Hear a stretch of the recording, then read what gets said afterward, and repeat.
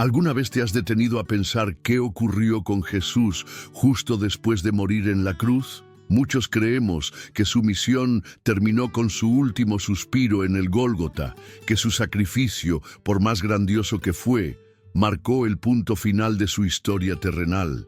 Pero, ¿y si te dijera que eso fue apenas el comienzo de algo aún más profundo y misterioso? La crucifixión fue, sin duda, un evento central en la historia de la humanidad, un acto de amor y redención como ningún otro. Pero lo que sucedió después, cuando su cuerpo yacía en la tumba, es un capítulo que rara vez se explora con la misma intensidad. Jesús descendió, no al descanso, sino al corazón de las tinieblas, al mismo infierno. ¿Por qué? ¿Qué buscaba allí el Hijo de Dios? El infierno es una palabra que provoca temor, confusión y debate. A lo largo de la historia se ha representado de múltiples maneras. Un lugar de fuego eterno, una prisión espiritual, un símbolo del castigo divino. Pero, ¿es realmente eso lo que enseña la Biblia? ¿Y qué relación tiene ese lugar con Jesús, quien no cometió pecado alguno? Hoy vamos a descubrir un misterio que ha estado oculto para muchos. Vamos a explorar una dimensión de la obra de Cristo que va más allá de la cruz y la tumba vacía. Hablaremos de su descenso al mundo de los muertos, del propósito de esa travesía y del impacto que tiene en tu vida hoy. Este no será un simple estudio teológico, será un viaje revelador que te ayudará a comprender la profundidad de la victoria de Jesús. Y al final, puede que mires tu fe con ojos completamente nuevos, porque cuando entiendes lo que Cristo hizo en las entrañas del infierno, también comprendes cuánto vales para Dios y lo que está verdaderamente en juego en esta batalla por la eternidad. Prepárate. Lo que estás por descubrir podría transformar tu presente, tu futuro y tu destino eterno. Comprender lo que Jesús hizo después de su muerte requiere, antes que nada, entender a dónde fue. El infierno, tal como lo llamamos comúnmente, no es un concepto simple ni único en las Escrituras. De hecho, la Biblia utiliza múltiples términos para describir el destino de los muertos, cada uno con matices y funciones distintas. Ignorar esta complejidad puede llevarnos a interpretaciones erróneas sobre la misión de Cristo después de la cruz. En el Antiguo Testamento, la palabra clave es Sheol. Este término hebreo no se refería únicamente a un lugar de castigo. Sheol era considerado la morada común de todos los muertos, tanto justos como injustos. Era un lugar de espera, de sombras, donde las almas esperaban el cumplimiento del plan divino. Por ejemplo, en Génesis 37:35, Jacob, creyendo que su hijo José estaba muerto, dice: «Descenderé enlutado a mi hijo hasta el Sheol». No estaba hablando de condenación, sino de un destino universal tras la muerte. Con el paso al Nuevo Testamento, el idioma cambia, y también el término. Aquí aparece Hades, equivalente griego del Sheol. Aunque mantiene la idea de un lugar de espera, Jesús nos ofrece una visión más detallada y diferenciada. En la parábola del rico y Lázaro, narrada en Lucas 16, el Hades se presenta dividido. Por un lado, el seno de Abraham, un lugar de consuelo para los justos; por otro, un lugar de tormento para los impíos. Este detalle es fundamental. Indica que, aún en la espera del juicio final, las almas experimentan una especie de preludio de su destino eterno. Pero hay más. Jesús introduce otro término, Gina. A diferencia del Sheol y el Hades, que son temporales, Gina representa la condenación eterna.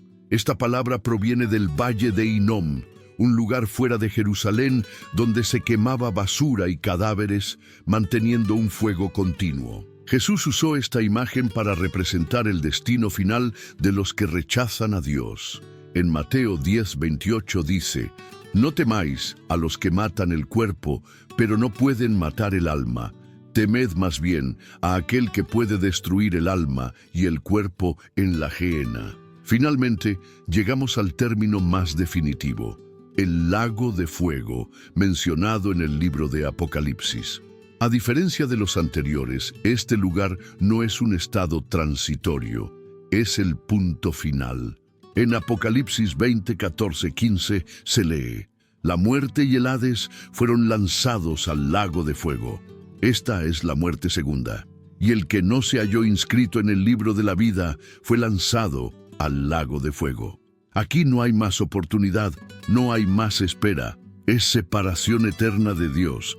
Estas distinciones son clave. No todos los términos que traducimos como infierno son lo mismo. Entenderlas permite leer las Escrituras con mayor precisión y, sobre todo, permite comprender lo que Jesús hizo durante los 3 días que su cuerpo yacía en la tumba. Porque si Jesús descendió al Sheol o al Hades, como afirman muchos textos bíblicos, entonces fue al lugar donde las almas esperaban, no necesariamente al lugar de condenación definitiva. Pero ¿por qué fue allí? ¿Qué propósito tuvo esa visita divina al mundo de los muertos? Antes de responder eso, es importante recalcar que Jesús no fue el primero ni el único que habló de estas realidades espirituales. Los profetas del Antiguo Testamento ya tenían conciencia del Sheol. Job, David, Isaías, todos ellos mencionan este lugar como parte del ciclo de la vida. Sin embargo, con Cristo llega la revelación plena. Él no solo enseña sobre el mundo de los muertos, Él lo visita. Y eso lo cambia todo. Esta estructura múltiple del mundo espiritual, con un lugar de espera para los justos, otro para los impíos, un juicio final y una condenación eterna, revela la justicia y paciencia de Dios. No es un sistema caótico ni arbitrario. Es un plan divino meticulosamente diseñado, donde cada alma recibe su destino con base en su relación con Dios. Y ese sistema espiritual fue precisamente el que Jesús irrumpió con su muerte. Su descenso no fue accidental ni simbólico. Fue una acción concreta, planeada, con propósito. Y lo que sucedió allí abajo transformó para siempre la historia de la humanidad.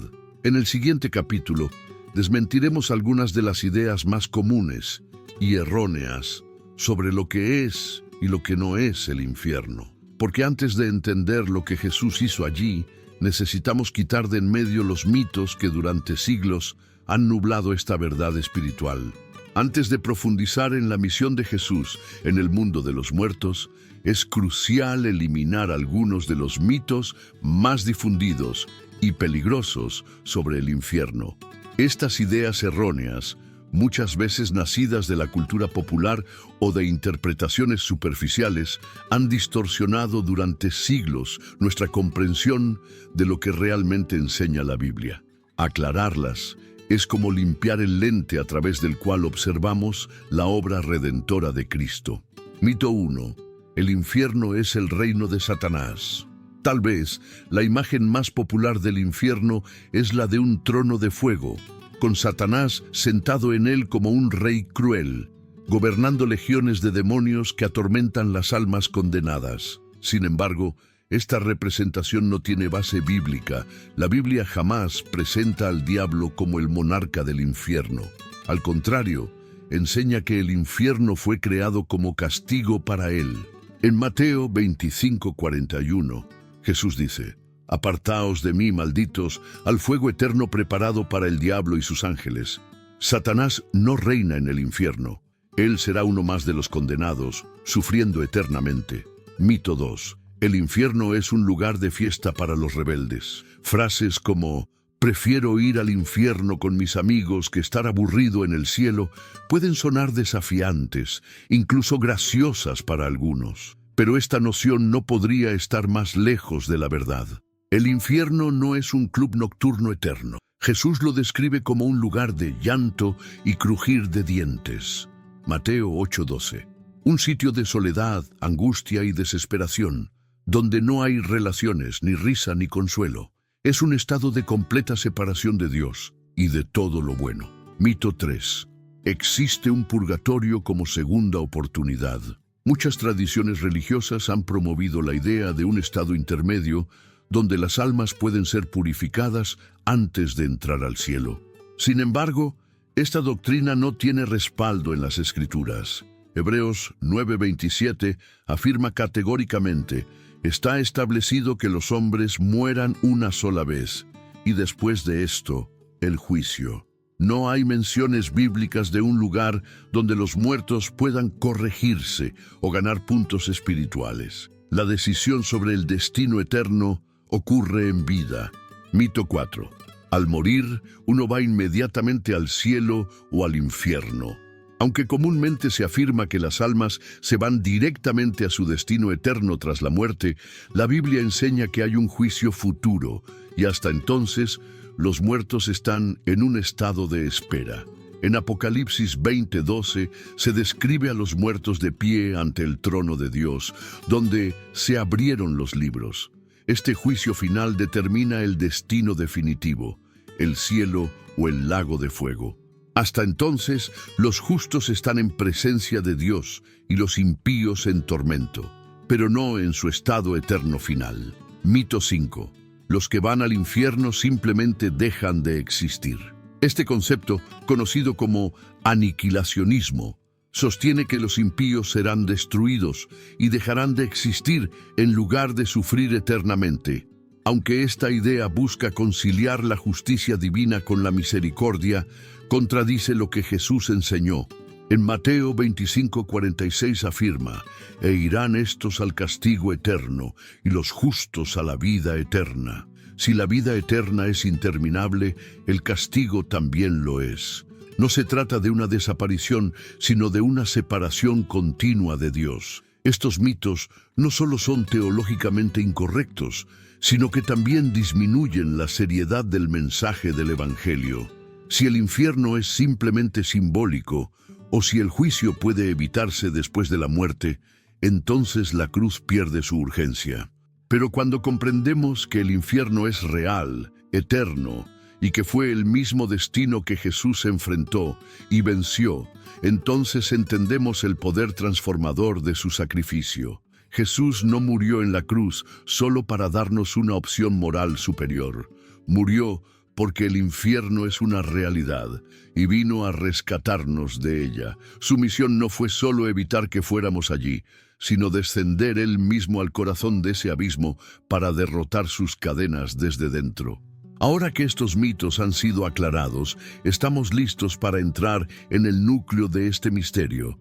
¿Qué hizo exactamente Jesús en el infierno? La respuesta a esa pregunta revelará un acto de redención aún más profundo de lo que muchos imaginan.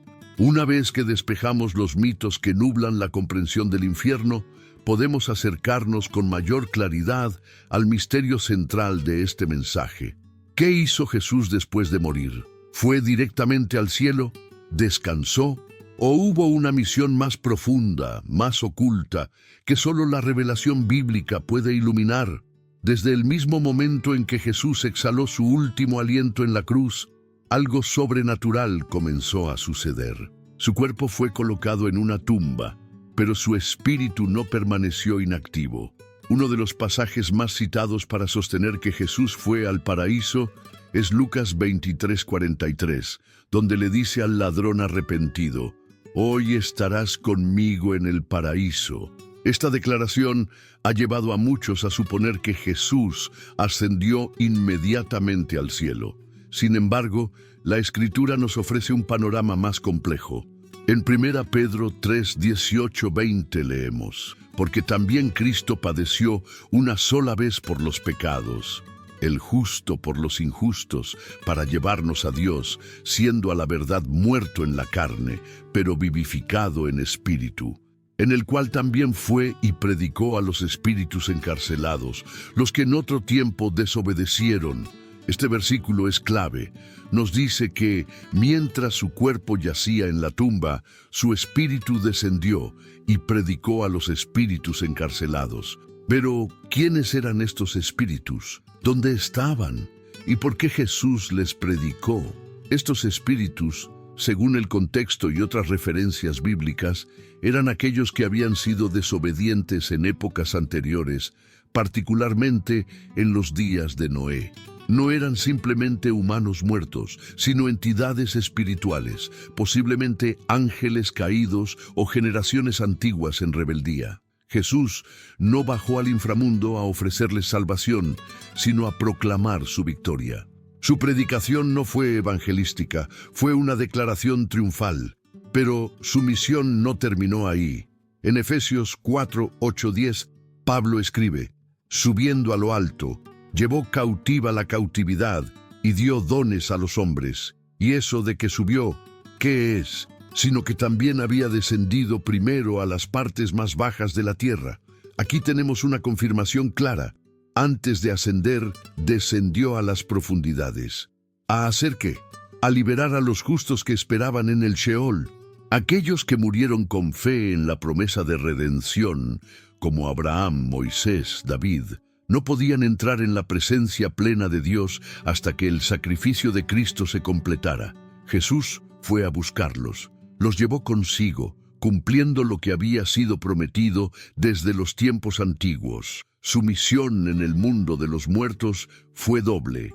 1. Proclamar victoria sobre los impíos y los poderes espirituales del mal.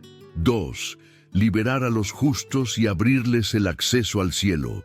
Este acto no fue silencioso ni simbólico, fue una invasión divina al dominio de la muerte, como lo dice Colosenses 2:15, y despojando a los principados y a las potestades, los exhibió públicamente, triunfando sobre ellos en la cruz. El infierno no fue un lugar de derrota para Cristo, fue el escenario de su mayor proclamación. La muerte ha sido vencida, el pecado ha sido pagado, el camino hacia Dios ha sido abierto. Este momento tiene una importancia cósmica.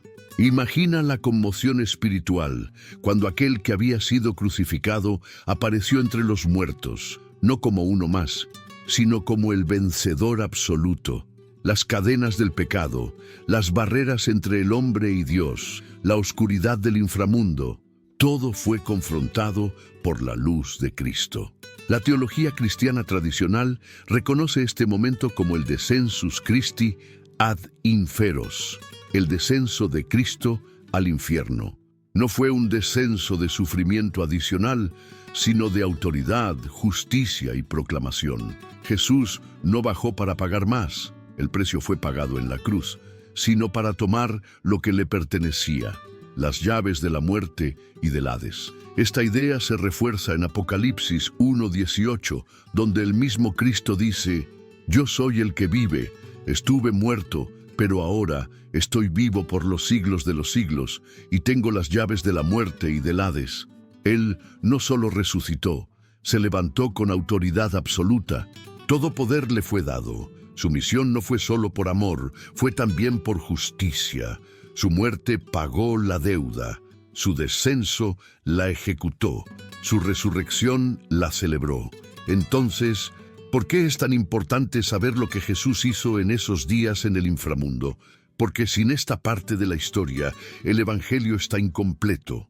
No solo se trata de morir por nuestros pecados. Se trata de haber enfrentado y vencido las estructuras mismas de la condenación eterna. Jesús descendió para que tú no tengas que hacerlo.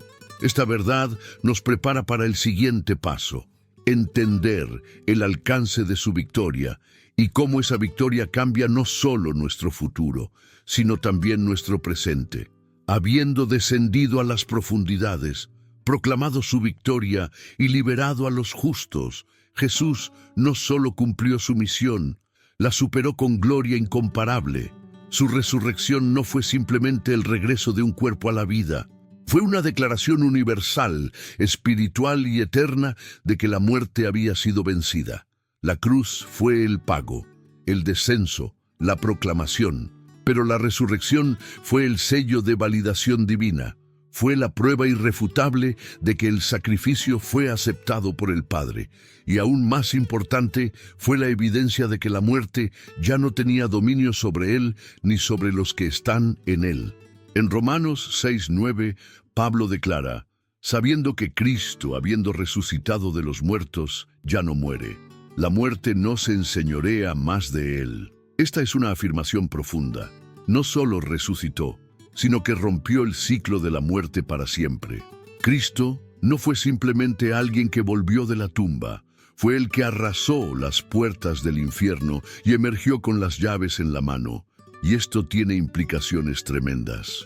La muerte, ese enemigo invencible que ha atemorizado a cada generación humana, ahora es una puerta para los que creen. Ya no es un muro infranqueable, ya no es un abismo oscuro sin retorno. Jesús la atravesó primero para que nosotros también lo hagamos con esperanza. Apocalipsis 1, 17, 18 contiene las propias palabras del resucitado. No temas, yo soy el primero y el último y el que vive. Estuve muerto, pero ahora vivo por los siglos de los siglos, y tengo las llaves de la muerte y del Hades.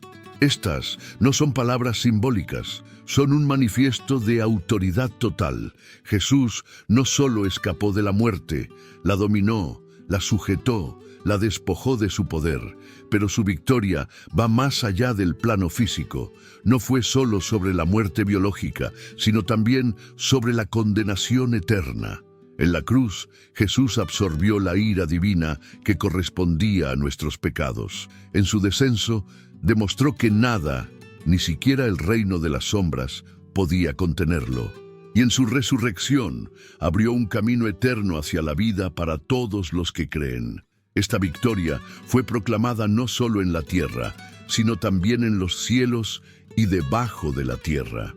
Filipenses 2, 10, 11 dice: para que en el nombre de Jesús se doble toda rodilla de los que están en los cielos, en la tierra y debajo de la tierra, y toda lengua confiese que Jesucristo es el Señor.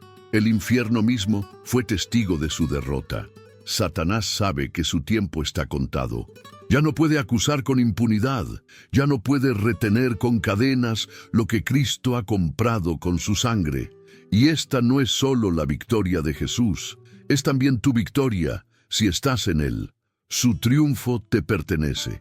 Su resurrección te garantiza que la muerte no tiene la última palabra. Ahora que entendemos esta conquista, estamos listos para abordar su impacto en nosotros hoy. Porque lo que Cristo hizo no solo transforma el más allá, transforma también el aquí y el ahora. Saber que Jesús descendió al infierno y triunfó sobre la muerte no es solo una revelación teológica o un dato histórico, es una verdad transformadora, con un impacto directo y profundo en tu vida hoy. La victoria de Cristo no fue una hazaña aislada para ser admirada desde lejos, fue una conquista que te incluye. Él descendió para rescatarte, para abrirte una puerta que antes estaba cerrada y para eliminar el temor más profundo que ha perseguido al ser humano desde el principio, el miedo a la muerte y a lo que hay después. Durante siglos, la humanidad ha vivido bajo la sombra de lo desconocido. ¿Qué pasa cuando morimos? ¿Hay algo más allá? ¿Es la muerte el fin? Estas preguntas han sido motivo de angustia, especulación y temor, pero en Cristo hay respuestas claras y seguras. En 1 Corintios 15, 55-57, Pablo proclama con valentía: ¿dónde está, oh muerte, tu aguijón? ¿Dónde, oh sepulcro, tu victoria? Mas gracias sean dadas a Dios, que nos da la victoria por medio de nuestro Señor Jesucristo. Estas no son palabras poéticas vacías, son una declaración de libertad. El aguijón de la muerte era el pecado, y Cristo lo extrajo para siempre. Ahora, los que están en Él no tienen que temer la muerte ni el infierno. La eternidad con Dios está asegurada. Pero no solo eso, esta victoria también rompe las cadenas del presente. En Hebreos 2, 14, 15, se nos dice que Jesús participó de la carne y la sangre precisamente para, mediante su muerte, aniquilar al que tenía el imperio de la muerte, es decir, al diablo, y liberar a todos los que por temor a la muerte estaban toda la vida sujetos a servidumbre. Esto significa que ya no somos esclavos del temor. Ya no vivimos bajo la incertidumbre ni la condenación. Jesús nos ha dado acceso directo al Padre, nos ha asegurado un lugar en la eternidad y nos ha revestido de autoridad para vivir con propósito ahora mismo. Entonces, ¿qué significa esto para ti aquí y ahora? Significa que puedes tener paz. La paz de saber que tu vida no termina en la tumba, que no estás a merced del azar o del destino, que hay un plan divino que te incluye y un Salvador que te espera. Significa que puedes vivir sin culpa. El precio por tus pecados ya fue pagado. No necesitas cargar con el peso de tu pasado. En Cristo eres perdonado, redimido y restaurado. Significa que tienes un futuro asegurado, una eternidad en la presencia de Dios, no como un premio, sino como un regalo, no por tus méritos, sino por su gracia. Y sobre todo significa que debes tomar una decisión, porque esta victoria, aunque poderosa, solo puede ser disfrutada por quienes la reciben. Jesús abrió el camino, pero eres tú quien debe caminar por él. En el próximo capítulo nos detendremos en este punto decisivo, porque si Cristo venció a la muerte, ¿qué harás tú con esa victoria? Si has llegado hasta aquí, no es por casualidad. Esta no es solo una historia antigua o una lección interesante. Es un llamado directo a tu corazón, porque ahora que sabes lo que Jesús hizo, que descendió al infierno, que venció la muerte, que resucitó y que tiene las llaves de la eternidad, no puedes quedarte indiferente. La cruz fue suficiente. La resurrección fue la prueba y la puerta está abierta. Pero esa puerta solo tiene sentido si decides cruzarla. No se trata de religión, no se trata de ser bueno, se trata de reconocer que necesitas un Salvador y que ese Salvador ya hizo todo por ti. Jesús no descendió al mundo de los muertos para que admiráramos su valentía desde lejos. Lo hizo para rescatarte, para ofrecerte vida donde solo había condenación. Él ya venció. Ahora te toca responder. En Juan 5:24, él mismo lo declara: de cierto os digo, el que oye mi palabra y cree al que me envió, tiene vida eterna, y no vendrá a condenación, mas ha pasado de muerte a vida. Esto no es una promesa vaga, es una verdad eterna, pero requiere fe, requiere entrega. ¿Estás listo para dar ese paso? Si tu corazón está conmovido, si sientes que esta verdad ha tocado tu interior, no ignores ese llamado. Hoy es el día de salvación. Hoy puedes asegurarte de que la victoria de Cristo también sea tuya. Te invito a hacer esta oración con sinceridad. Señor Jesús, reconozco que soy pecador y que necesito tu perdón. Creo que moriste en la cruz por mis pecados y que resucitaste para darme vida eterna. Te acepto como mi Señor y Salvador. Perdóname, transfórmame y guíame en tu camino. En tu nombre, Jesús. Amén. Si oraste con fe, has nacido de nuevo. Tu nombre está escrito en el libro de la vida, y la victoria de Cristo ahora es tuya también. No estás solo, has sido rescatado, y tu eternidad está segura en Él. Si esta palabra tocó tu corazón, no la guardes para ti. Compártela. Comenta con un amén o con lo que sentiste al escucharla. Suscríbete al canal para más contenidos que transforman y activa la campanita para no perderte el próximo episodio.